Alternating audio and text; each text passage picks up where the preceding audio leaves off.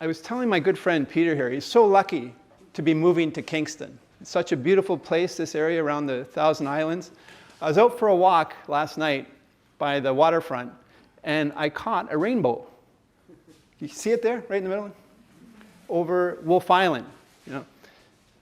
Ironic, yeah. You haven't even started. They've named an island after you. So, and a wise sage once told me, Rick, if you start a presentation, either start it with a rainbow or with sucking up to the audience. And I've done the double whammy. Here, so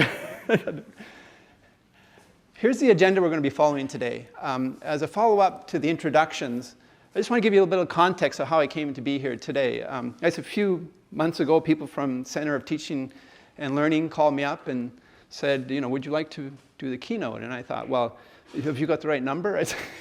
You know, I don't do this type of thing. You know, I do smaller sessions, and I'm used to working with, you know, 15, maybe 30 people, but like a room like this, it's a little bit intimidating. But I thought, no, I should do this. I really should do this. And I said, because it gives me a chance to reflect, too, on what I do and how I do it and why I do it. And I think every once in a while we should do that. And then I asked, what do you want me to talk about? And they said, well, what do you want to talk about? And I said, these people live dangerously. You know, and so I said, I'll get back to you.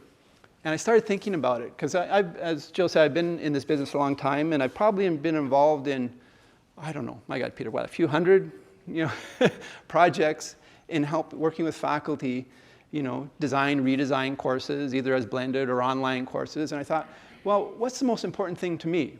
And the common denominator I came up with is every project I work on, it doesn't matter what the discipline is, whether it's the social sciences, humanities, physical sciences, whatever, I take the same approach.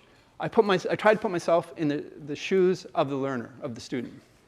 And what do? I look at the course as we're working on it, and I think, if I was a student in this course, would I be jazzed? You know, what does that mean? You know, would I want to do this course? Would I look forward to working on it? Would I work on it before I work on other courses? You know, in other words, you know, would I be engaged? And so that's what we're going to talk about today. And the first thing we're going to do is try to define terms, because you know, it's very important. If we talk engagement, well, what do we mean? And so I'm going to use you, and you're going to help me, and we're going to try to define that as best we can. We're going to talk about why should we care about student engagement. We're going to talk about some examples specifically here at Queen's, because I have worked with Queen's now for a number of years. I'm going to show some real examples of how we've tried to increase student engagement in courses. And then we're going to talk about strategies for engagement. Okay? Now, Jill, you've already done a little poll here. We're going to do a more scientific one here. This is just to test the clickers. You all have clickers here, so I'm going to set this up, right? And just, who do we have here? You know, if you're a faculty member, it's an A. If you're a teaching assistant, hit B. If you're administrator, C. Other, I don't know what other would be, but who knows? Somebody might have walked in here. See, underneath, it's a little thing going here. Wow, look at that go up. This is exciting, eh?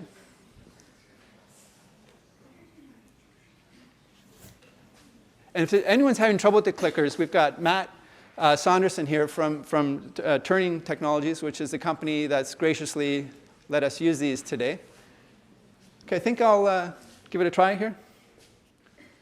Okay, so as your informal poll showed, Jill, you know, 67% are teaching assistants, 13% faculty.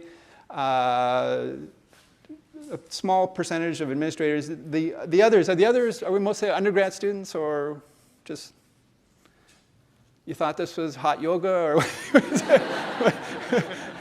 Okay, we welcome everybody. We welcome everybody. But I just wanted to do this as a little test of this technology, because I'm going to ask you, as we go on, there'll be a few questions later on, and we'll just get the pulse. I don't know if everyone has one. We didn't expect this many people, but it's not meant to be scientific in any case. So okay, can you do that? Thank you. So let's define engagement. I like to start at 30,000 feet, you know, the big picture of what engagement is, and then we'll go down to more specific definition of what it means to, as a student, to be engaged. So, you know, we're looking for a definition. I go to the dictionary, you know. They still have dictionaries, you know, and I come up with these very simple definitions. To engage is to occupy the attention or effort. That movie engaged me. I was on the edge of my seat. Oh my God, I didn't know what was going to happen until the very end. There's to attract and hold fast. Remember when you met that certain someone at that party or whatever, and they had you at hello? You know, you were, every word, you know, they had you. You were engaged, totally engaged. There's a more boring, kind of mundane definition too, which is to secure or bind by pledge, promise, or contract. So Queens engaged me to do this keynote. Then there's like a more kind of sinister definition too, is like to engage in conflict or war, or engage a fight, or engage an enemy. I hope we're not going to be talking about that. I think today we're going to be mostly focusing on those first two definitions. But what I'd like you to do now is just think from your own personal experience. Recently, I mean recently it could be anything from 2 weeks to 3 weeks to the last couple months or even sometime this year. When were you truly engaged in something? And I want you to think, what was that feeling? What feeling did you have? Does anyone want to share? Keep it PG, of course. We don't want oversharing here. When you like what you do. When you like what you do, but give me an example. When were you engaged? What were you doing that you liked so much? You are involved with some things that you like, that you can add things, you can bring your experience. Okay. And when you are happy to be there. Okay. Does anyone have a specific example? You were just totally... I was absorbed. I was learning how to make pickles. Making pickles! So I read about it, I called people about it, my thoughts seemed to gravitate toward pickle making. What brought this on? Fall. It's a time to can and preserve, and so you got really into it. Yeah. So when you were, you preserve them, you put them in jars and everything, and so when you were in that, what were you feeling? Focus. Focus. Okay. You were serious about those pickles. Absorbed. Yeah, curious. Curious. You were learning stuff, isn't it? Other examples? I was in a long day of very tedious chattering going on yesterday with meetings and this kind of thing. And Are any of those people here today? yeah, I really was sorry yesterday. And I met one person spoke, and they were very engaging, and I was drawn to listen to them, but it was because they were so passionate about what they were talking about. And I noticed the very distinct difference. So what were you feeling? I felt like I physically, my body drew towards You them. went- Like I wanted to listen to them. Okay. I wanted to So hear instead of them. like this, you were... I was drawn to Okay. them, yeah. Any other examples? It could be anything. It doesn't have to do with working. In my case, it was a public music performance. What's that? This is actually a band concert. And that actually comes to mind because there are a couple of features of that I think of when being engaged in that. There's a product, right? I was playing something. There's an absolute need for focusing, because if you didn't, it would sound awful. And the third is that there was a need for connection with the others that I was playing with as well. So in playing music, you're engaged It's a band concert. because you have to pay attention, you want to do well, but you enjoy it as well. Do you get pleasure out of music, obviously? So, okay. Any other examples? Go ahead. I'm doing computer engineering and computer programming, software development. Computer engineering, computer development, software. Software development, and I know that I'm engaged in something when I feel I'd like to go to the washroom and I keep delaying this. So, And if I didn't open my Facebook for 1 hour, I feel like I'm falling. so those are two good definitions. When he's so into something, he can't even go to the bathroom. It's like those people that go to Vegas, right, and wear the diapers, right? Or if he can avoid Facebook. Like if you can beat Facebook, man, you're focused. Peter, you had something? Yeah, when I'm engaged when I'm teaching. Ah. And I think a lot of that is connection with the people I'm with is part of that as well. Okay. So we're engaged when we're connected, when we're focused, when we don't go to the bathroom because we're totally into something, and we're just trying, this will be important because as we drill down to a finer definition of student engagement, I want you to think of those bigger things, as well. And thank you for those insights. Now, we're drilling down from the big thing of engagement. So I started doing some research. Well, how do people define student engagement? And so, obviously we got things like students are actively involved, they participate, there's collaboration, perhaps with peers.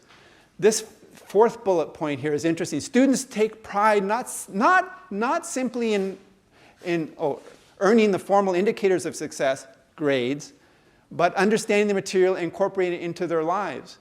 I don't know about you, but I'm finding lately students are real mercenaries, It's all about the grades, and everything's focused on the grades. I'm kind of old, Peter and I have been around a long time, but I went to university back in the late 70s, early 80s, and I don't remember ever being that focused on grades. And yet they were there, they're important, but I really believe we were focused on the big issues and learning and what is truth. And I don't know what's happened. What is it? Is it life is more complex? Is more competition? It was easier in my day. You got a degree, you got a job. I don't know, but I'm finding this, and I'm thinking, that it could be societal things and pressure and the need to get into graduate school, the need to get a good job, but it could be part of us too in how we design courses. So I want to leave that idea out there. This last bullet point: students are engaged and involved in their work, persist despite challenges and obstacles, and take delight in accomplishing their work. So learning's not seen as a burden, something I have to do or get through. It's something I want to do, even if it's hard, I remember at the University of Guelph, you remember, Peter, we had like a mission statement. Every organization has a mission statement, what we believe. And I remember one of the points in our mission statement is we will design courses that delight learners. How that got through the Senate, I don't know, but we snuck it in there. Maybe it might have been the last item on the agenda, but we got it in there. And I was so happy, because why shouldn't it be that way? Why shouldn't we think like that, to create courses where students take delight? Okay, what I'd like you to do here, because we're drilling down from the big idea of engagement down to something we can get our hands on. Because I didn't want to go through this presentation and halfway through people go, what are we talking about? What is this engagement thing? So what I'd like to do is take a few minutes. It's a big group, but I think we can do it. Is just, if you can, in your little groups of 3 or 4, I want you to think about a one-sentence definition in your own little words that you come up with for student engagement is, or students are engaged when. But it can't be any more than one sentence, because we want to keep it simple. So if we can just take maybe 5 minutes, it might be kind of noisy, so we might have to whisper a little, but at the end I want to do a little debrief and see if we can collectively come up with, a definition that we like. Talk among yourselves.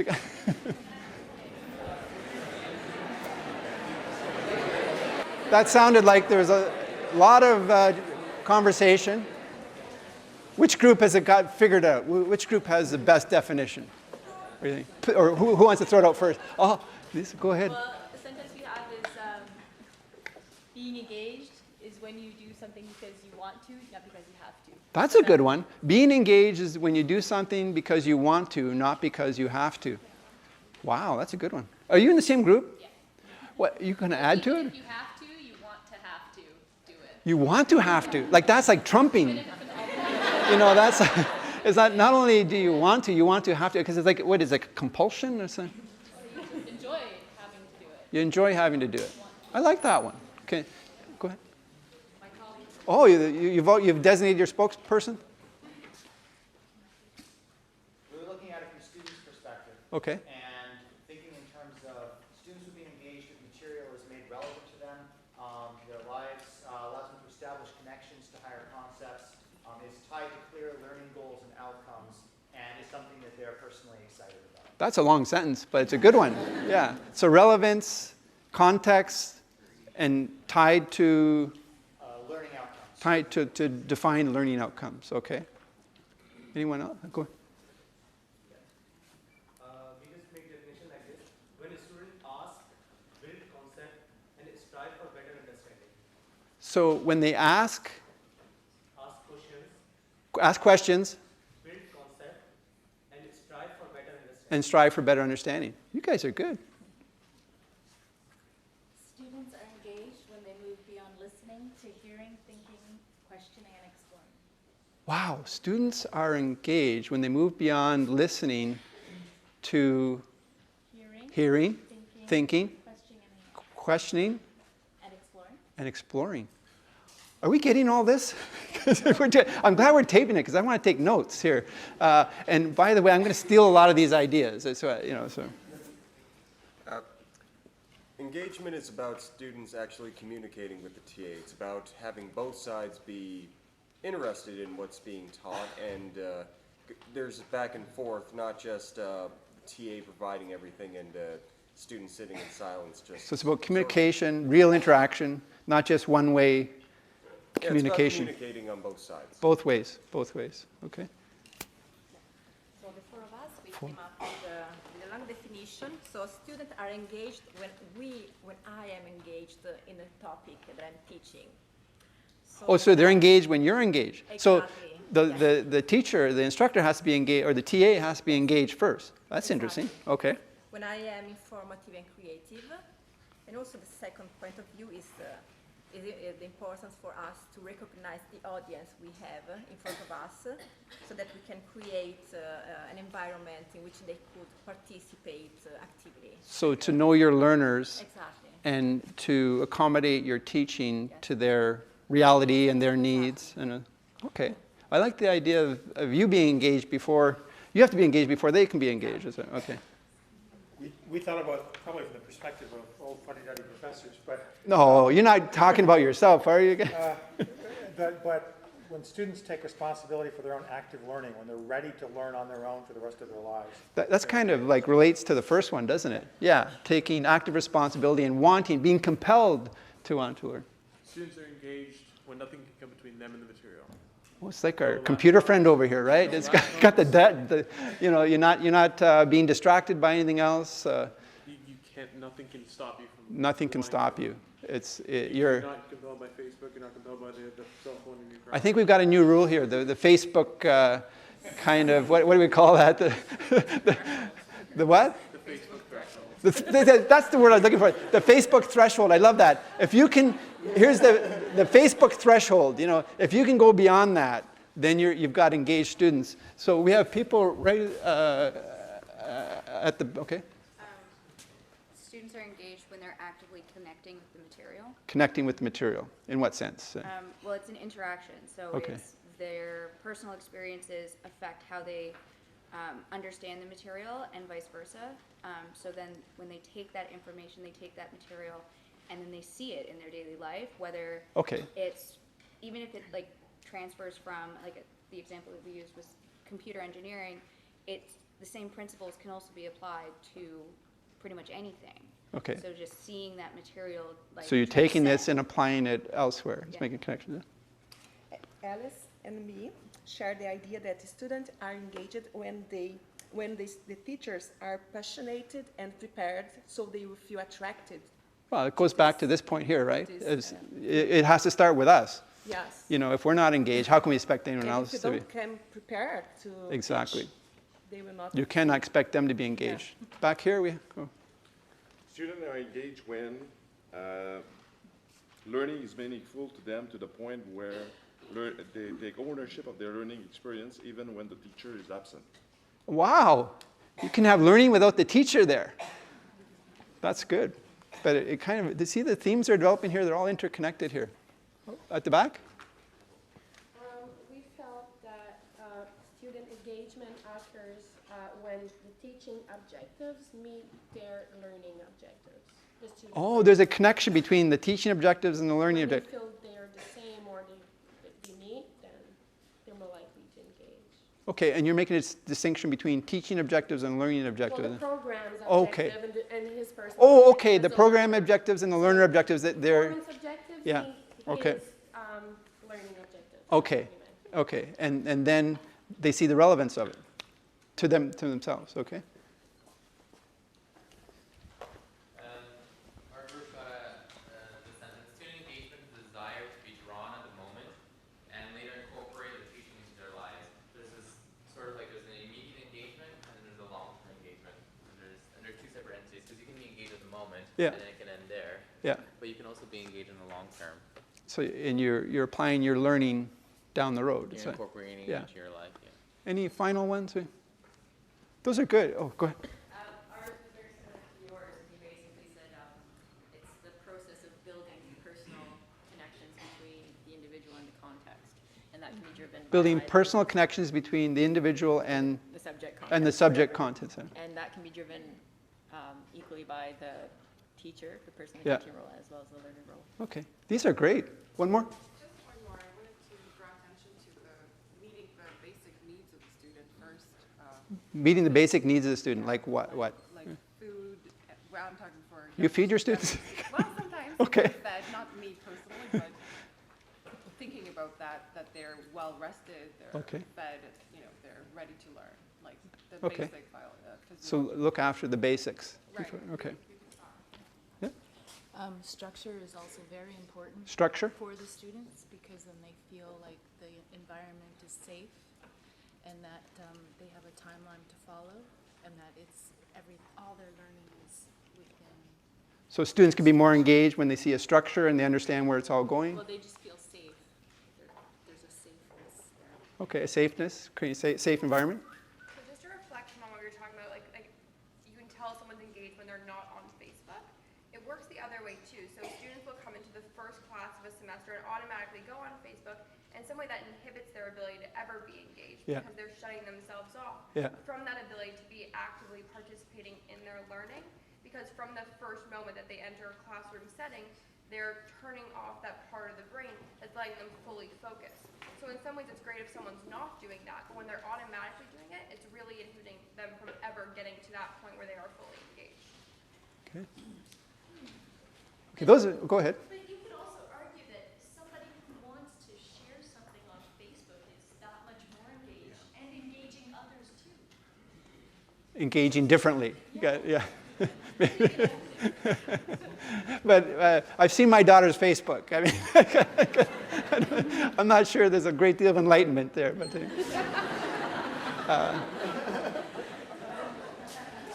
okay, those are great. I love those. I see some connect. People are saying similar things in just slightly different ways. But I'm glad we're taping this because some of those are real gems. Okay. So because I've known we're going to be doing this, I've known it for months, right? So it's given me a lot of time to think and a lot of time to talk. So whenever possible, I've had conversations with faculty and students, saying about engagement. And so interestingly, when I talk to faculty, particularly here at Queen's, I said to them, well, how do you know when your students are engaged? And it's very much like you said here, where I hear, well, Rick, I know they're engaged when they're looking at me. I have eye contact when they're kind of leaning forward. Interesting, they also said when they're not on their phones or Facebook as well. I can tell by their body language, and by the questions they ask, whether they're engaged or not. Now that's whether it's in a lecture hall or a small group setting or even, in person. Now they say online, whether it's synchronous or asynchronous, it's more of a challenge, and you have to be a bit more intuitive, and you have to pay attention to quantity and quality of conversations and postings and to get idea of engagement that way, because unless it's live and you have a camera, you can't really see body language. And then when I talk to students, I say, well, and I talk to a few, I said, well, when do you tune out? And almost invariably, they say when it's a long didactic lecture, because we all have attention spans that are, aren't that long, and they're getting shorter. And I don't know about you, but in my, 6 or 8, 7 years of post-secondary, there were maybe 1 or 2 lecturers that could hold a room's attention for a whole hour, and those are special people. But they're few and far between. And so, conversely, when I say, well, what engages you, I hear a lot of things that we've been talking about here. Is I heard, I'm engaged when I have some choice. When there's assignment, but I can choose the topic. As long as I meet the learning objectives, if I can choose the topic, then it becomes more real to me. It's something I'm really interested in. It's kind of like your pickles, right? I want to know more about pickles. I'm going to write my essay about pickles. And as long as I'm meeting the learning objectives, let me do it via pickles. They also say I'm engaged when it's relevant. We've heard this relevance thing here as well. When I can see a connection to what it's going to do for me in terms of transferable skills or down the road or ways that I can apply this new knowledge. It's just not knowledge for knowledge's sake. It is transferable. And I'm engaged when I have a chance to practice. When I'm learning new things, I have a chance to practice and apply it and get feedback on it, particularly before the final exam, right? And so I found that interesting. I mean, it was good because students, they speak from the heart, and I thought those were good insights. Now, it doesn't take much to see that these are not terribly engaged students. But why do we care about engagement? And I knew in a room full of academics, I couldn't just say it's common sense that if people are engaged, they learn more.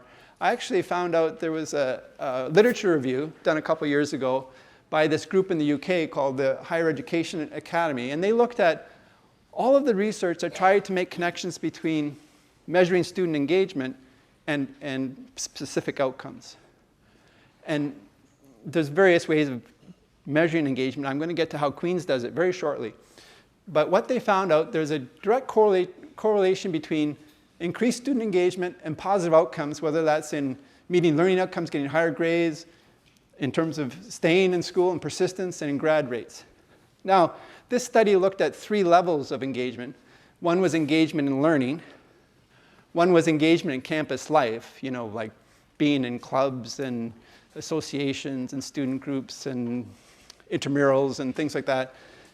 Another was engagement in student or in university governance, so things like committees and boards and senates and that. But the thing I was interested in was the first set, which was, engagement in learning. And so that's why we care about it, because it has real outcomes.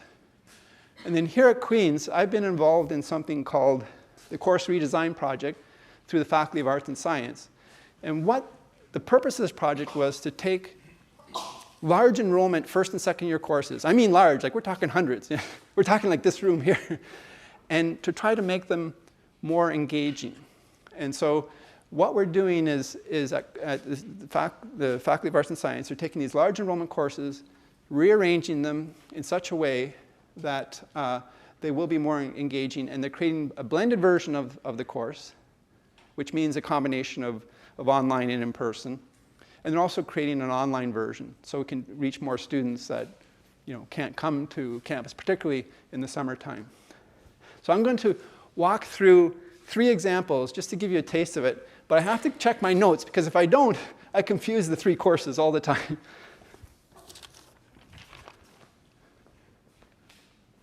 So the first one is a second-year classics course, Ancient Humor. I loved working on this, because a lot of the humorous archetypes that we have today go way back to the ancient world. And so this course, when it was done originally, it was a lecture-based, 2 1.5-hour lectures per week, and about 200 in a section. So, about 400 learners in the class. And what we did is we reduced the number of lectures. We have bookend lectures. So there's a lecture at the beginning of the semester where, the professor, in this case is Drew Griffith, welcomes everyone to class, gives the big picture, shows the roadmap of where we're going. He even has like another session now for those who aren't classics students to give them kind of like an update crash course on what the classics are all about. And then after that, all the material is online. There's a book, there's a textbook, but also narrated slideshows where Professor Griffith kind of gives overview of all the topics. And then we've created group learning sessions of 40 students each run by TAs. And they used to be an hour a week, but now we found that wasn't enough time. Now we do 1.5 hours. And in these group learning sessions, we have students doing skits from ancient comedies. We have them doing debates about different views of comedy. We have them making connections between ancient comedy archetypes and contemporary culture, which is where they have the most fun because it's contemporary culture they know the best. And they also do film reviews and critiques and presentations of the readings. But we take these groups of 40 and break them down into smaller groups of 8. And we've also created a TA manual for students, so I mean for TAs, so that they know how to guide these students through these, and we try to give them as much support as we can. So that's the drama or the classics course. Then there's a drama course, a second-year drama course, Theatre in the Age of Film and Television, with Graham Rennick. It was about 200 students. In the lecture format, it was 2-hour lecture a week in a single section. And what he's done is just much like the course before.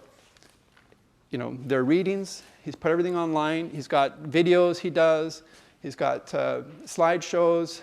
And so he doesn't have to deliver content now. Now what he does when he meets students in person, in the blended version, they attend a 1.5-hour interactive learning lab in 2 sessions. So what he's doing in that is not giving content, because they can get the content online.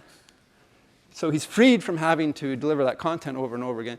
They're delving into the issues at a much greater level. So it's assumed when students come to that interactive learning lab, they've watched the screening for that week, they've gone through the online materials, they've prepared, you know, for what questions they're going to address, and then, although it's, you know, each session is now 150, even with 150, he can interact with them and have in-depth discussions that go much deeper than just, you know, wasting time going over content, which they can go over in their own time. Also known, I think, as flipping the classroom, right? So,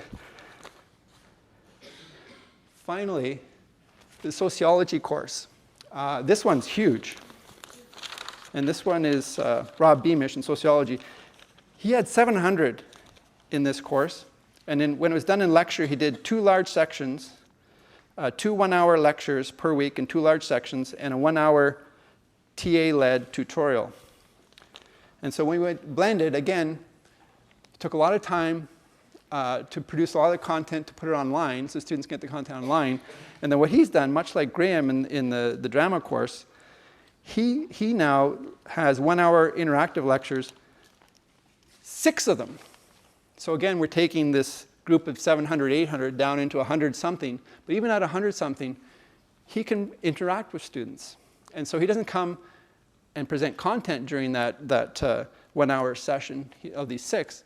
And he says every 6 is different. Every lecture or interactive session is different because he's not covering content. It's all based on what happens in that session. So it's more interesting for him. Instead of having to go in, do the same lecture twice a week like a robot, he's finding, again, he can go deeper just like the drama course. But he can also not only go deeper, but have more interesting sessions for himself as well. And again, all these courses, we've put them in the blended format, and then we also do them online. When we do them online, some of the in-person sessions don't translate well online, so we have to change them around a little. Some of them you have to be there. Like in drama, when they do skits, right? It's probably easier when they're there. So what we're doing now is we're actually measuring the level of engagement. So on all those courses that we redesigned, we took a base reading of the lecture format. And we used something called CLST, which is the classroom survey of student engagement. It's developed by a couple academics in the States. It's a subset of a larger national student engagement survey. It's a series of Likert-like questions that students do. And these are the big headings, in terms of active learning, in and out of class, collaborative learning, how much writing they do, how much interaction they have with the faculty member, and how often they go beyond the simple knowledge recall learning objectives and go much higher in Bloom's taxonomy of learning objectives up to synthesis, analysis, et cetera. And so some of the questions that get asked are, how often do you ask questions in class? How often do you participate in discussions? Do you make presentations? Do you engage in group work? How many writing exercises do you have? And we've also added on some questions from something called the study process questionnaire, which gets to, are they learning for learning's sake or learning just to go through the motions and get the mark? Like before, we're talking about motivation, And so this is a unique amalgam that Queen's has come up with. They combine these questions, and we've been measuring it from when it was offered as all these courses offered as a lecture to blended to online. And I'm happy to report, once all the numbers are crunched, the needle is moving towards greater student engagement. And also, all of the numbers in these courses are going up. So we've been able to achieve higher levels of student engagement with even higher numbers. Now, we'll talk about that later. It takes some resources, but it's interesting. Okay, time for a poll. We have a number of ways of engaging students, a number of ways we've talked about here. But, and I know we could have an all of the above here as well, but that would be too easy. Just from your own point of view, which way is the best way to foster student engagement? Is it more interaction? Is it more collaborative group work? Is it more realistic and applied assignments? Is it more challenging course objectives that require higher order thinking skills? More student choice? I know it's hard to choose, but if we get kind of your feeling on where the biggest bang for the buck is, it'd be interesting to see how this comes out. Okay, I see a couple more coming in. Okay, we're stopped at 207. We'll go with that. Interesting. So majority, 47% say more interaction. The next highest one is C, more realistic and applied assignments, so learning by doing, 38%. Then D, more challenging course objectives that focus on higher order thinking skills. And then B, more collaborative group work. Did anyone vote for E? We just realized, sorry, we just realized we had preset this. I mean, 1, 2, 3, 4, yeah, 5, 6, okay. So about 10 or 11 have voted for E. We had preset this to accept 4 answers. So, okay, so apologize to the E's out there, but that would have been one of the lower percentages as well. So that's interesting. Is as a group we're thinking, if we can increase student interaction and also have more realistic and applied assignments, that we will foster engagement. Okay, thanks, man. Any other ideas? I mean, that was my little list there, but just off the top of your head, anything beyond those 5 things there about other ideas, and maybe that you use yourself, ways to foster student engagement? Getting involved in the community. Getting involved in the community, so community-based work and projects. Do you have any examples? Well, for example, I did a course, I'm from Saskatchewan, and we did a course where we went out in the city and we actually had class in different locations in the city. Wow. And then got to meet with different groups and involve them in our class. So kind of community-based learning, getting out of the confines of the academia into the, the world beyond. It's a,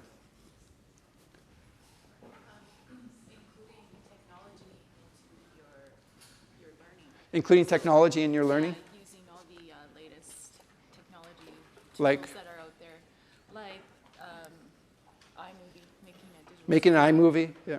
That's what that sociology prof does. So, yeah. Or YouTube. Or using YouTube. Yeah, so all kinds of tools. Meeting millennials where they live. It's, yeah. I always find that I'm most engaged when professors will give examples that demonstrate the relativity of everything and demonstrate the relevance of something in non-academic terms. Okay, so professors give relevant examples in non-academic terms that help make the learning real. So, yeah, it helps the student to see how the theory or how the information can not just be applied, but how you can see it now. It makes it a little bit easier to understand. Go beyond the theory. So. My example makes more sense for a smaller Yeah. class or lecture, but I find that when profs encourage students to ask questions and have a discussion, then you're more engaged because then you have to pay attention. Yeah. You have to be on your toes when you could be called upon any time to participate. I was in the Drama 205 class that you talked about, and one of the best things about it was that there was no prerequisites and it was open to anyone, which was very cool as a drama student because there was someone from biomechanics in that class, and their perspective on things was just so different, and it allowed me So kind of a multidisciplinary approach is another way to engage students. So you're in drama, you're used to hanging out with drama students, and you get these hard science people, and kind of you have to look at things differently, they have to look at things differently. It was amazing. Okay, cool. Actually, I have more questions Sure. What is the connection or the comparison or the correlation of engagement and motivation? Engagement and motivation. In terms of, you're asking, are they different things or are they the same thing? Well, to be engaged, do you need to be motivated? Mm-hmm. Like, what is the... I think it's the whole question of engagement and motivation is a chicken and egg problem, is which comes first. And I think it's great if students come motivated, but I think if you can make things more engaging, they can be more motivated as well. And then it's a virtuous circle, yeah. I have a colleague who gets the student to be engaged by refusing to lecture. So a colleague refuses to lecture. He gives them teamwork to do, Yeah. teamwork to present to the class. Yeah. A lot of resources for students to investigate that are well organized. Yeah. They can find the answers Yeah. without. But he's not going to hand it to them. He's going to insist that they discover the answers themselves, just the way they will in the real world when they're done. Okay, Peter, you? Yeah, I was just going to say that I think as educators we foster engagement by not thinking about face-to-face time with our students, but rather thinking about the time our students will be spending on our course. And so this idea of student effort versus lecture time. Yeah. That it's less about that, more about a 10-hour-a-week effort. What are they doing outside the lecture? Rather than a 2-hour lecture, and thinking about the whole experience of learning in the course, So not just the face-to-face. engaging them throughout, not just in that lecture time. Yeah. Any other up here? My experience in about 10 years teaching universities, first of all, no matter how new the students are to the material, the learning moment can be turned into a knowledge production moment. So from the very beginning, if the assignments are geared, and this goes to the question of relevance, if the students are engaged in a project that will produce some sort of knowledge, even though it's not new knowledge, nothing new under the sun, but say my assignments have always been they have to make a Wikipedia entry, or they have to, I've irritated numerous deans by having them attend a conference at the end of the year where the students table a result. But second of all, the first rule of business is look in your own backyard. Make the assignments local as much as possible. And so my students have tabled lots of reports on the economics of the university or the city. Cool. So what you're saying is students can be not just consumers of knowledge, but producers of knowledge, and they learn that way. And they also learn, as it said down here, by engaging with things local, and make the assignments local. Just talking about earlier how it seems these days that all students are more focused towards the grades, and that seems to be the focus. So in terms of fostering engagement as a teacher, you have to make sure that you are focusing towards that yourself, and perhaps using peer assessment as putting the onus on the students to assess each other's engagement in the context where that's possible could be a good tool to do that. So using student peer assessment as a way of measuring engagement, or both measuring and encouraging engagement. Yeah, incorporating that into your mark in terms of, hey, like if you have group work, smaller group work, and asking peers to say how. One more? I just think that to foster engagement is actually very context dependent. Teaching somebody how to sail is very different from teaching them history. But one thing actually that kind of is a way to foster engagement that's different is actually using the blackboard. I find a lot of people are now so dependent on PowerPoint and load it so much and think that that's the way they're going to get all their chalk and everything. But the chalk, it forces you to actually have to engage yourself and then actually go old school. Yeah.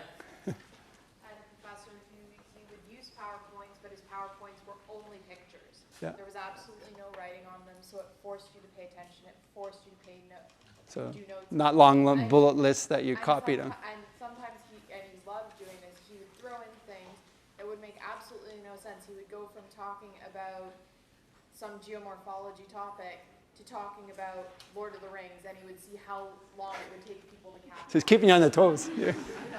Yeah, engagement is clearly very important, and 47% of the people in the room have just said that the most important thing in terms of engagement is student-faculty ratios and student-student communication and all that kind of thing.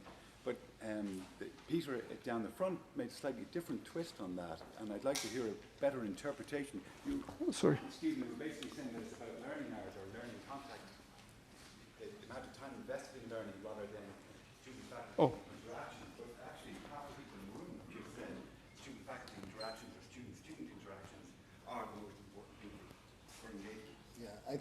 My own opinion is that students interact with courses, including the instructor. Traditionally, instructors typically think about, well, they do this assignment there, they do the reading outside, they do but they really spend a lot of time focusing on the classroom face-to-face time. Rather, if we extend that to think about student contact with our course, with the instructor, with the material, with the assignments as a whole picture, as opposed to mostly thinking, what am I going to do in my 3 hours lecture? Yeah. I think we end up with a broader understanding of the range of ways that students can learn within our course. Not to eliminate that interaction, I think that interaction is critical, but to rather focus it on the best way to connect students to content and to the instructor. So you're looking at interaction holistically, yeah. So, okay, I'm going to just share a few examples because they touch on a lot of things you've been talking about from my own personal experience. But you know, obviously, I think the best courses I've worked on are ones where learning is not what do they call it when you're just watching? Passive. Yeah, passive, but it's also a. I'm doing charades here. I'm not in your head. I don't know. Oh, come on. You're always in my head. It's not a spectator sport. It's not. Learning is not a spectator sport. So I'm going to just show some examples where I think, you know, kind of things that I've been involved with in past projects. And there was an environmental biology course at the University of Guelph. The professor, you know Stu, the professor had students go out and do an environmental assessment of a given piece of land. So you have to go and do the whole inventory of the flora and the fauna, and there's a way to do it in a process. And we moved it online. He said, I guess we can't do that. I said, why not? I assume all the students live on planet Earth.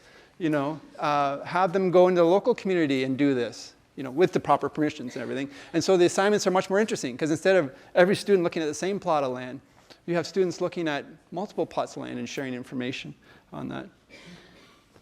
Remember this one, it was a physics course at Guelph, an introductory physics course done online. We sent students a little kit, an experiment kit, very cheap stuff, but where they could conduct little physics experiments, you know, using balls and rods and pendulums and things, and get to better understand some of the fundamental concepts of physics and report on it that way. We had a psychology of death and dying course where one of the assignments was students had to go out in the community and interview people who have experienced death every day, you know, whether they're paramedics or surgeons or police officers or firefighters, and say, ask them, has your job and being involved in seeing death all the time affected the way you perceive death, you know, both in the big picture things and on a more personal level as well. There was a landscape architecture course where we had students go out into their community and take pictures of 10 landscape-built form environments and do a critique based on what they're learning in the course about what good design is in terms of form and function, and then share those online. So instead of just getting a test on form and function and answering the questions, it's going out and finding these things and applying those skills. There's a course on the economics of equity markets where we found out that Wilfrid Laurier University has created a very neat simulation, which is tied in to the Toronto Stock Exchange. It's not like real time, but close enough. And every student in the course is given $100,000 of fake money to invest. And at the end of the course, they had to do a report on what they learned through that process. And it wasn't the student with the biggest portfolio who got the best mark. It was a student who could explain best what happened. Because sometimes you can just get lucky too, right? So even if you got wiped out, if you could explain why you got wiped out, you would get full marks. There was a horticulture course where, when it was offered on campus, there was a greenhouse where they could actually go and grow stuff. And so when we did the online version, we sent out little, I think it was seeds for the tomatoes, and these little sprouts, or whatever you call them, not a horticulture, it was little baby African violets. And students were to grow them in 3 different conditions, varying light, temperature, nutrition. And we had students taking pictures of their tomatoes and violets and sharing them online. But again, it wasn't the people who had the best plants who got the best marks. It was the ones who could explain what happened. Peter, were you involved in this one? This was an MBA course at, yeah? Maybe we should let Peter talk about it. But I love this one. There's a graduate course, an MBA course at Guelph in hospitality and tourism management. There's a course in international tourism where the professor said, much like the one you talked about earlier, he didn't give them a bunch of material. He didn't lecture or provide material. He just said, I'm going to be a venture capitalist. You have to work in groups and convince me to invest in a destination tourism resort. Make a case. Go. Well, there was a big rebellion, but at the end of it, students said it was the best experience they ever had. So during the process, the instructor was there as a coach, not giving answers, but providing guidance, feedback along the way. And at a certain point at the end, when groups handed in their assignment, he would grade it as if he was a venture capitalist and whether that idea made sense or not. At Queen's this year, there was, in the summer, an economics course, macroeconomic policy that ran, and the instructor did a really neat thing. She wanted to make these theories of macroeconomics, bring them down to the real world level so that students could see they have real effect. Well, while the course was on, the Ontario election was on, so we had current events discussions. So students would be in groups. She would give questions about what was going on. At this point, the Conservatives had come out with an economic plan that many people questioned, and so she had students critique it. But that, again, it's making the learning relevant. And so they would get in groups, discuss the issues, and do group presentations online. We're working on a labor relations course right now where, it'll be interesting because we're doing it online, but we're going to have students actually be in teams of company and union and negotiate a collective bargaining agreement online. And so we're going to give them a real case study. And so instead of, just learning about labor relations and contract negotiations, they're actually going to do it. We have worked on some courses in health informatics and health information. We put students in teams, and we give them hospital case studies. So they're having to come up with RFPs for health management systems. They're having to come up with privacy policies for hospitals. But again, it's applied learning by doing. A philosophy course here at Queen's, the instructor, Nancy Sully, has students doing both arguments and critiques. So she'll divide the course up. In the first half, certain students do arguments based on, key issues of the day, and other students do critiques based on what they've learned about critical thinking, and then they turn the roles over in the second half of the course. So those are some examples of active learning by doing, and whether it's in person or online or some blend of. But I'd like to take a little time now for the faculty to think a little bit of self-reflection. You can cover your clicker if you want, but just think about your own practice, and as honestly as you can, do you think you're, based on what we've talked about today and how we're trying to define student engagement, are your courses highly engaging? Are they moderately engaging? Or is there some work to do yet? Now, I know we don't have many faculty, but we got like some over 50, 57, 59, 60. It's fun watching the numbers go up. Okay, we'll have a look. Oh, people are thinking about it. And just so you know, not every course I've ever worked on in my life has been entirely engaging. I mean, you take it as far as you can. So let's have a look. Okay. Oh, we even have a D answer. That's interesting. That's kind of like, I'm not really sure, but interesting. The majority think, and I think this is normal, the majority think, courses are moderately engaging. I do my best. I know I could do a little bit better. I'm glad to see 27% think they're highly engaging. That's wonderful. But that's part of the reason probably why you're here. That's what we found at Guelph, right? Is people self-select. People who come to here are the people who are wanting to do better all the time. And 14% are saying, hey, we've got some work to do. Okay? I just want to, if I can just put in a note that even when you have classes like this size, techniques like using clickers, have we found that engaging? I found it pretty engaging. Even just a simple poll along the way helps bring you back in, doesn't it? So even simple techniques like this are engaging as well. I think that's why it's become very popular. This is the first time I've used it. Thanks to Matt here. It's good. Okay, now we're getting the other side. Yes? I have a question. What do you think would happen if we went back to the faculty reflection? What do you think would happen if we asked those same or similar questions, but we asked do you think your students are engaged in deep learning? Oh. Because I suspect that, well, I know with myself, I would have given a different answer. Okay. So I wonder what... So if we would have said, are your students engaged in deep learning, it might have been, you know, I'll have to reword that for the next time, because I think that's a more interesting question. Yeah, yeah, yeah. So this is the student side now, because I just want to do this for fun, just see if the numbers kind of line up a little bit. For those students out there, there's still a couple coming in. You know, are most of your courses engaging? Some? None? Okay. In the interest of time, I think I'll just... okay, here we go. Okay, so hey, there's a correlation there. I'm not a statistician, but I'm just looking at the numbers here. Is that the majority of students say, yeah, some, which parallels what the faculty said. Yeah, you know, I'm kind of moderately engaging. So, and a very small percentage said that none of them are engaging, which is good, and about a third said, you know, most of them are engaging. I mean, that's wonderful. And again, we have some people are just, you know, want to just answer D. Sorry. Okay, thanks. Okay, I know this isn't easy. You know, we say, oh, let's make things engaging. But, you know, we live in a real world of constraints. But, you know, what are your challenges? Are just too many students? There's not enough resources, not enough time, not enough knowledge, experience. They can come out of nowhere. These are things I hear all the time, you know, these barriers. So here are the results. So number one is the barrier is too many students. So it's hard to engage when you have too many students. Number two was C, not enough time.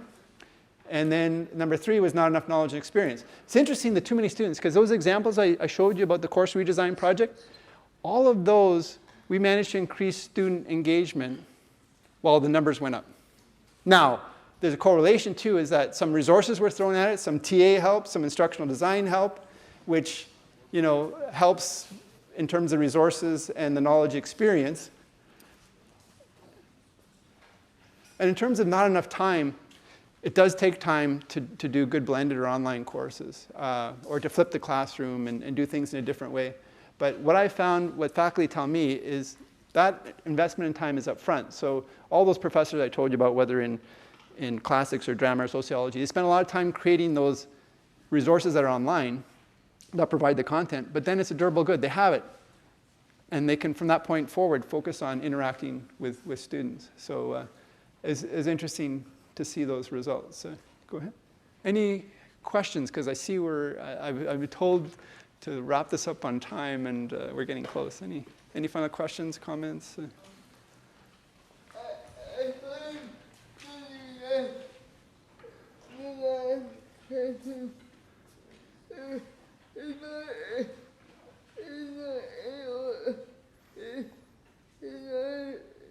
I find with the last question, it's not A or C. Oh. A and C. A and C. So if we go back, it's you know, again, we picked certain discrete things here, but he's saying it's not just A or C, it's A and C. Like too many students and not enough time. You know, it's comfortable. And final one.